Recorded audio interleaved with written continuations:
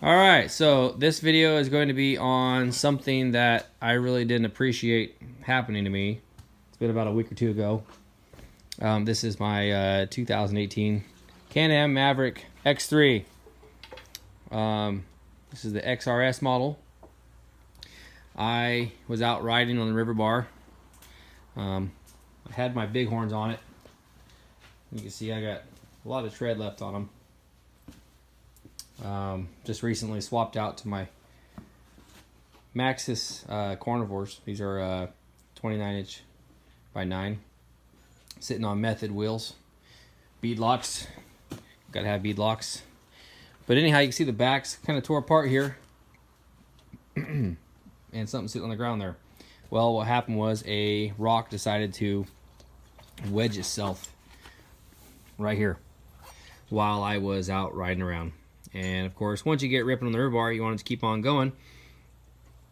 I didn't get out and check it, which I would recommend getting out and checking your stuff every so often. So anyhow, I ended up ripping a boot, wore a boot down to where it leaked grease out. You can see the grease is still there. I got to clean some up.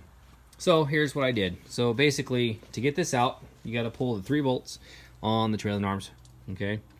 And then you take and on the axle itself, you just give it a couple pops, tug it on it, and it'll pull out, and that'll come out good. When you put it back in, put some grease on there, pop it back in.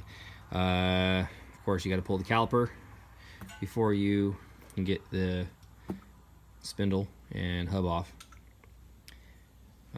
Pretty simple there. I think you got to take the rock swipes off, rock scraper or whatever it's called. If not, it's in the way a little bit. But so anyhow, I'll step over here real quick and show you what I did. Pretty simple stuff. Okay, so here is the axle. Like I said, it's a 2018 Can-Am Maverick XRX S3 or X3. So for starters, I pulled it off.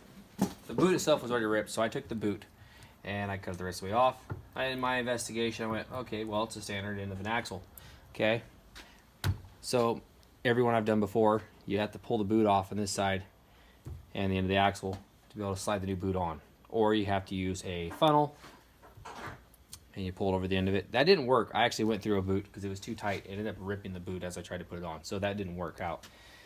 Things would have been a lot easier if I would have known this to begin with, but everything online that I've seen so far, there's been help. I did find something. It took some reading, though, to learn this. But at some point in the history of Can-Am and axle designs, they actually came up with this idea.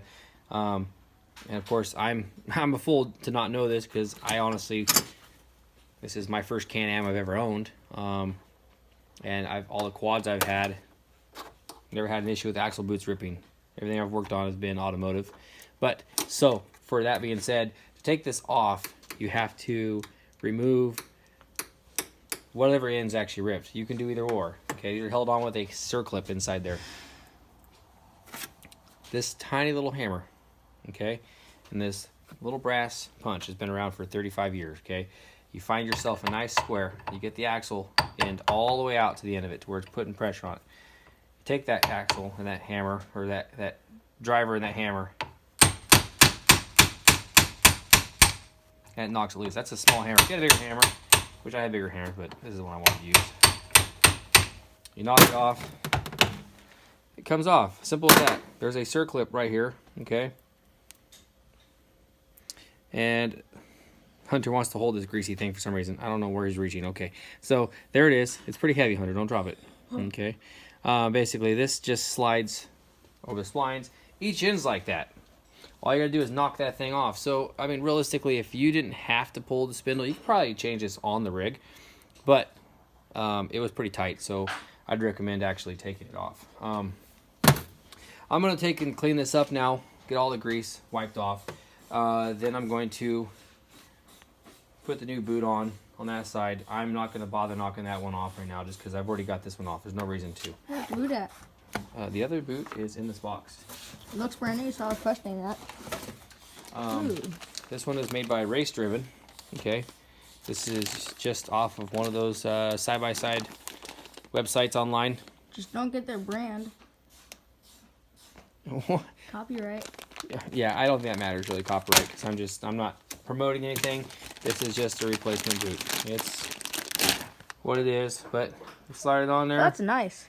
Yep, it's a boot. I'll do it later, but right now, you guys have fun, okay?